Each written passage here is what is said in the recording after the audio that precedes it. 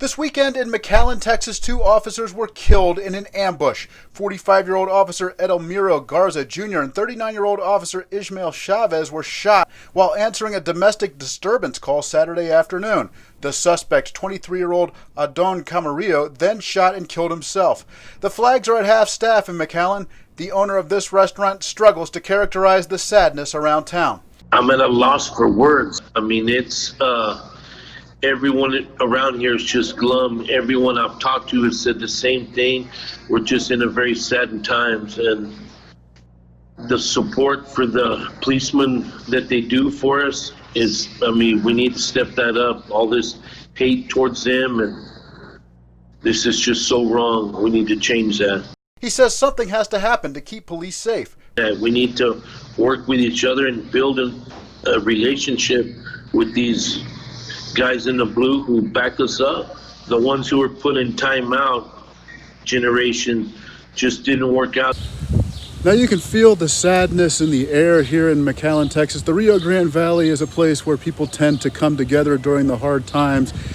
And this is, of course, a very hard time. A lot of people very, very somber here. Now, I spent 3 years down here as a reporter where I worked with the McAllen police on a regular basis. And yes, we drove each other crazy on a regular basis too, but I was very, very sad to hear what happened.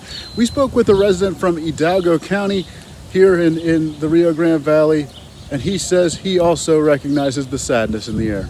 McAllen is reacting like everybody is saddened by the loss of the 2 officers. Eddie Silva believes the image portrayed of cops recently is not really fair. When people say that they don't like police officers, I'm thinking that it's because maybe of the character that a lot of them possess.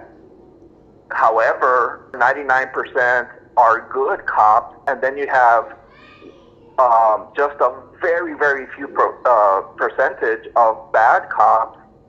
But that's because there will always be a bad percentage in every field, in every career, like even a doctor. One of the things I read about these two officers were that they were well educated, and that even more so, it says like about their personal character that maybe they could have chosen another profession that makes money or whatever, but they're willing to serve the people.